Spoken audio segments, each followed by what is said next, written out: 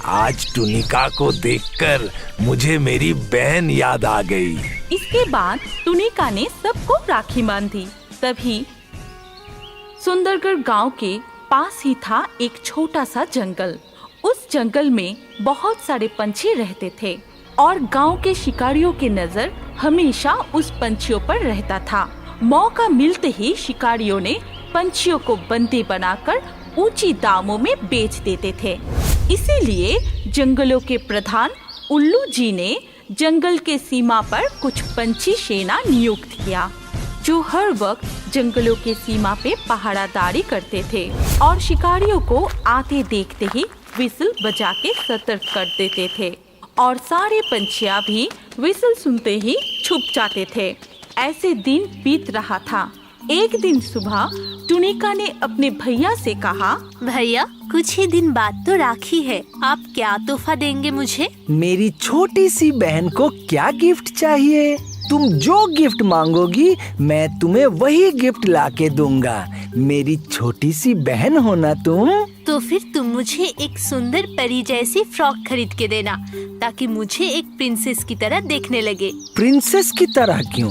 तुम तो हो ही मेरे प्रिंसेस। अच्छा बाबा, मैं लाऊंगा। जब मेरी बहना ने मांगा है तो ठीक ऐसा फ्रॉक मैं तुम्हें खरीद के दूंगा, ठीक है? अभी मुझे बाहर जाना है। फिर वो घर से निकल जाता है और कुछ दूर जाके नदी के किनारे बैठ जाता है।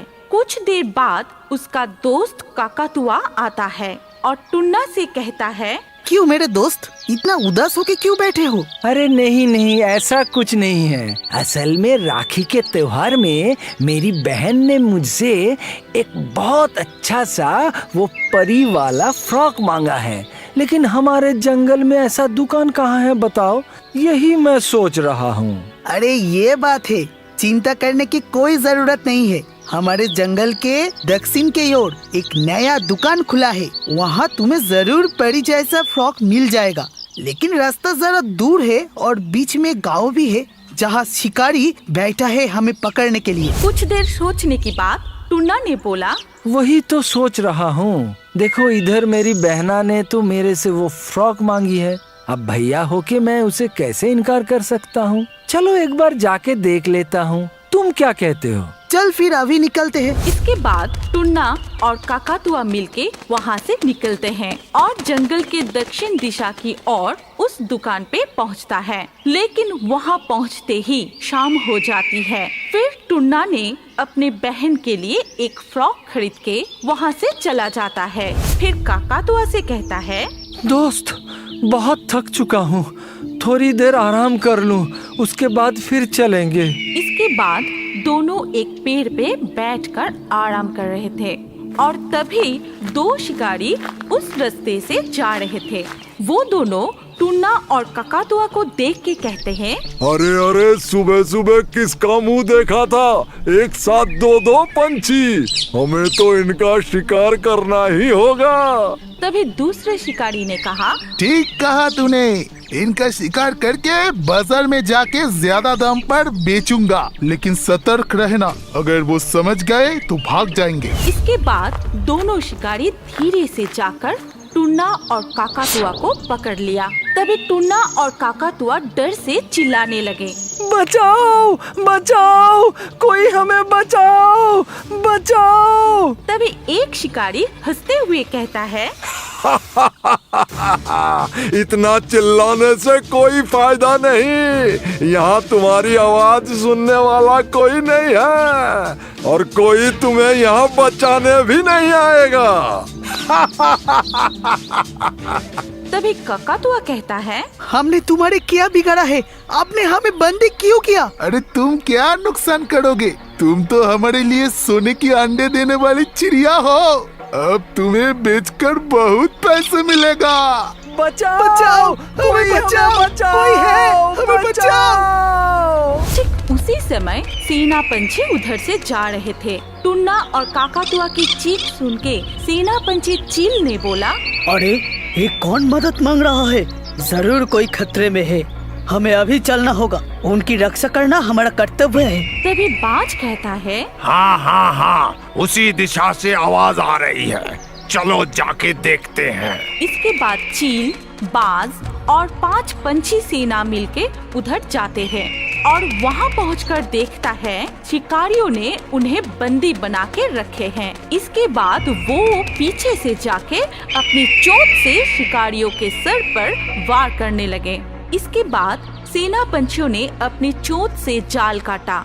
फिर काकातुआ और टुन्ना को बाहर ले आए। तभी टुन्ना सेना पंछियों से कहता है, अगर आज आप लोग नहीं होते तो ना जाने हमारे साथ क्या होता।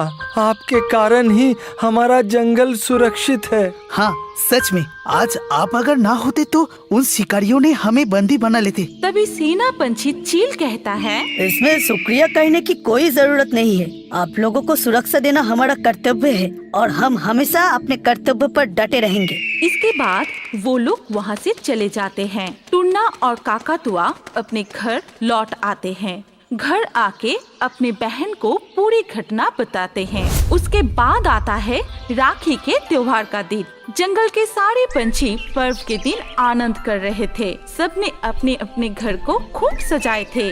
बहनों ने अपने भाइयों को राखी बांधी। टुनिका भी अपने भैया को राखी बांधने के लिए सुबह उठ के तैयार हुई थी, लेकिन उसको देखकर ही पता चल रहा था कि वो कुछ उदास है। तभी टुनिका को उसकी भैया ने कहा, क्यों रे टुनिका, तू इतनी उदास क्यों है? क्या सोच रही है? ये देख, मैं तेरे पसंदीदा फ्रॉक ले आया हूँ। नहीं नहीं भैया, वो बात नहीं है। तो फिर तू क्या सोच रही है? भैया, आज तो राखी का त्योहार है। सब बहनें अपने भाई को राखी बांधेगी, लेकिन जो भाइयों ने हमारी हिफाजत के लिए दिन रात जंगल की सीमा की रखवाले करते हैं, वो तो घर नहीं जा पाएंगे। उनके भी तो बहनें हैं, उन्हें भी तो इच्छा होती है राखी बांधने की, लेकिन उनके लिए काम ही सबसे पहले है। तूने ठीक कहा टुनिका, मैंने तो तेरी तरह कभी सोचा ही नहीं। सच में हम उन लोगों के कारण ही इतना सुरक्षित है। निश्चिंत होकर इधर उधर जा सकते हैं।